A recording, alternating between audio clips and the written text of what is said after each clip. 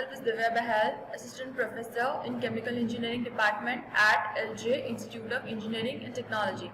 The subject that we are going to continue is petroleum refining and petrochemicals. So moving forward with this lecture, we will study about acrylonitrile, right? This is another type of petrochemical which is obtained from your propylene, okay? So the major reaction is simple. What you are doing, you are reacting propylene with ammonia and oxygen, right? These three react in presence of a catalyst to give you acrylonitrile along with water, okay? The reaction is exothermic in nature. Now, stoichiometry is very important here. So you can see the stoichiometry of the three reactants, right?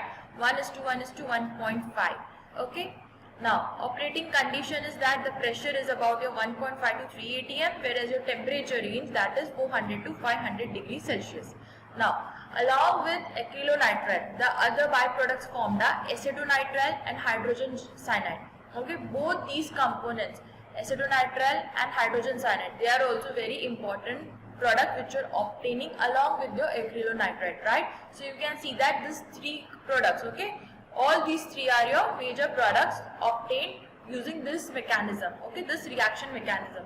Now the catalyst what is used, that is your molybdenum and bismuth catalyst, right? So spherical pellets are there of this catalyst which is suspended on a solid porous media, right? So these are the certain information. Now moving forward, your flow diagram is simple. So what kind of reactor you are using? You are using fluidized bed reactor. Temperature and pressure conditions are maintained. Okay, so what you are doing, all these three components, ammonia, propylene and propane feedstock. See, note down here always your propylene. Okay, it is very hard to obtain it purely. It is only present, it is present always along with propane. So either you can what do, you can fractionate your this feedstock, propylene and propane beforehand the reaction, or after the reactor also you can keep another separator unit, right, so as to take out the propane. See, another reason of using propane is that that it acts as a diluent, okay, because this is an exothermic reaction. The presence of propane, what it will do, it will settle down, it will balance the heat consumption, okay. So you are passing ammonia, your propylene feedstock and air into this reactor, okay, where you are using water as your coolant.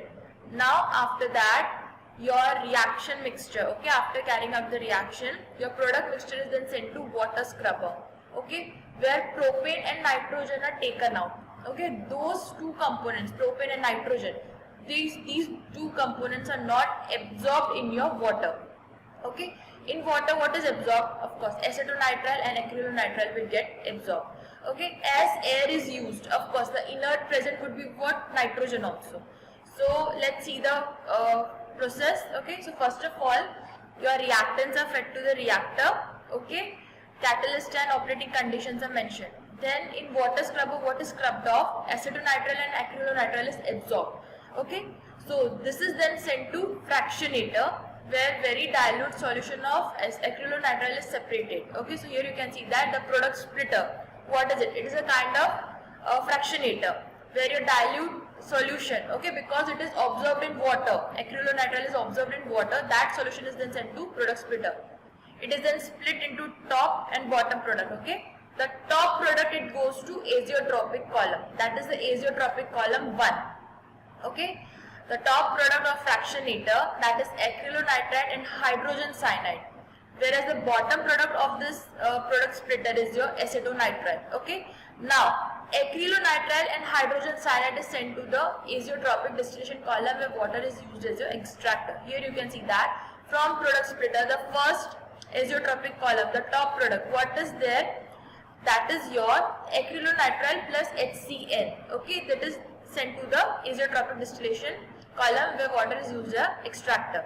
Now from this azeotropic column, you can see that the top product of this column, you get your light ends like hydrogen cyanide, HCl is taken out, whereas in the bottom part you are adding what? Oxalic acid is added, okay. We will study in major engineering problem why oxalic acid is added, okay. This bottom product is then sent to a purifying column where you get your acrylonitrile, okay. So now similarly, acetonitrile is then sent further to your azeotropic column, okay. Back to the product splitter. the second azeotropic column. Okay, from there what you get via the purifying method, by carrying out the purifying process, you get your acetonitrile. Okay, along with the heavy ends in the bottom product. So this way what you're getting your HCl, acrylonitrile and acetonitrile, right? So this is the process methodology. Now the major engineering problem is, first of all, the reaction kinetics. See, there are 3 reactants and a solid catalyst is used. The temperature and pressure conditions are maintained. What kind of reaction it is? Okay, so here selectivity is very important, because the conversion, because you have got 3 reactants are there. So any of the reactant can get converted into any of the products. So you have to be very specific here. So the selectivity is very important here. Okay, the catalyst used, the temperature and pressure condition has to be maintained in such a way that your desired reaction only proceeds, right? Or else side reaction can happen. Now the catalyst performance. See, you are using molybdenum and bismuth as a catalyst, right? Now what happens here, you have to use multiple cyclone separators. Why? Because it is a fluidized bed reaction. Okay, fluidization is going to occur. Along with air, possibilities that your catalyst also get carried away, right? So you have to use multiple cyclone separators to reuse this molybdenum bismuth catalyst, okay, to extract this. Now the feedstock limitation. Propylene is available with propane as much as 30%, okay. Propane must be fractionated before the reactor. Here in the process diagram we saw in water scrubber. The use of water scrubber is what? To take out your necessary product, that is your acrylonitrile and acetonitrile. Now, if the propane is separated beforehand the reactor, okay, beforehand we are separating out the propane in a fractionator, then the use of water scrubber can be eliminated. Directly your reaction product, okay, your product can be sent to the product splitter, right? So now about the product purification. So unnecessary side products formed of what? Carbonylic cyanohydrides, okay. So these are the unstable components which dissociated to give you volatile contaminants. Volatile means they are, now here we are talking about the fire hazard. So hence what you are adding oxalic acid, which decreases this activity. Okay, here you saw oxalic acid is added, okay, before the purifying column of your acrylonitrile. Okay, the reason is that unnecessary volatile components are not formed. About the uses. First of all, acrylonitrile is used in making what? Acrylic fiber. Okay, then in making of nitrile rubber also. Nitrile rubber, what is it? It is a form of elastomer. In making adiponitrile and acrylamide. So see, these are the certain petrochemicals, right? Other kinds of petrochemicals which can be obtained from your acrylonitrile. See, acrylonitrile is the cheapest source of your acrylic group, right? So another form is that in making of ABS. What is ABS now? It is acrylonitrile butadiene styrene. See, these are all copolymers, okay? And SAN, that is your styrene acrylonitrile plastic, okay? The next kind of petrochemical of phthalic anhydride. So the basic raw material here is what? Naphthalene or orthoxylene, okay? If the reaction mechanism is what? Oxidation, okay? So naphthalene on oxidation, it gives you what? Phthalic anhydride along with carbon dioxide and water. Or if your orthoxylene is used, it gives you what? Phthalic anhydride and water. The side reaction products are what? Maleic anhydride is produced.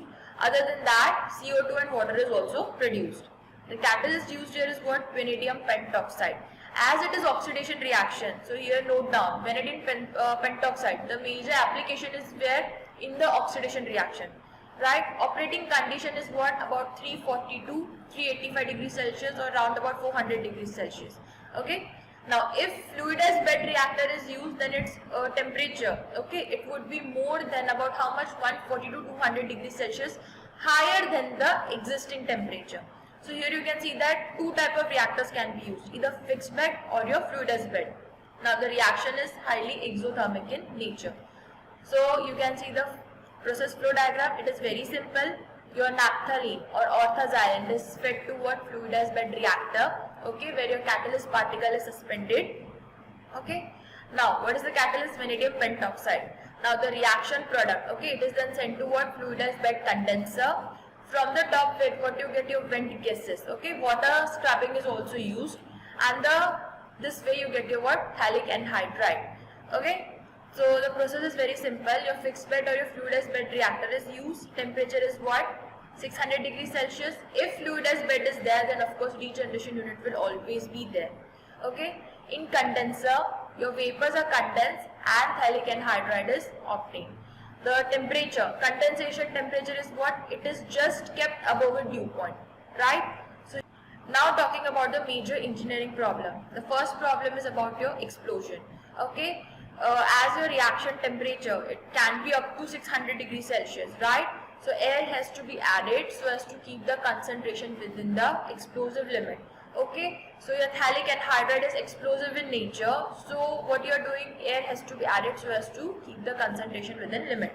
So here you can see that air, the use of air is what? So as to limitize the reactant concentration. Okay, now if fixed tubular bed reactor is used, then we have the problem of hot spots. Okay, because your tube size and heat transfer mechanism is very important to be considered.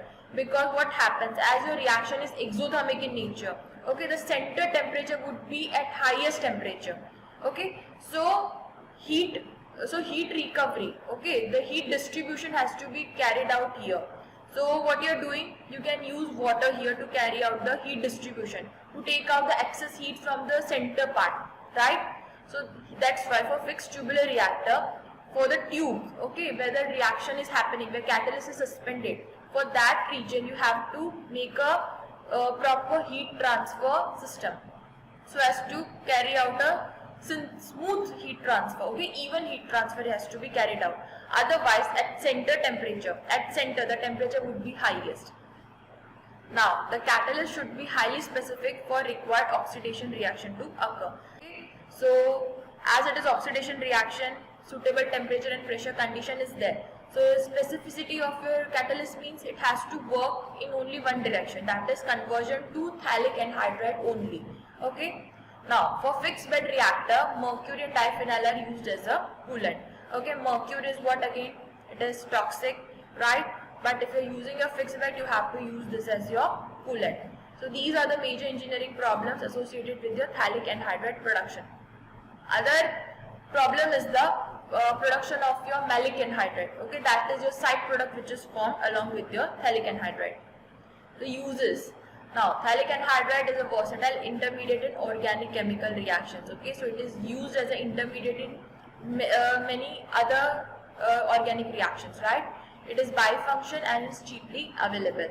Okay, so the main uses in the manufacture of phthalate plasticizers like DOP and DEP. So it is mainly used as a plasticizer. So that was about your phthalic anhydride. So that was for today's lecture. Thank you.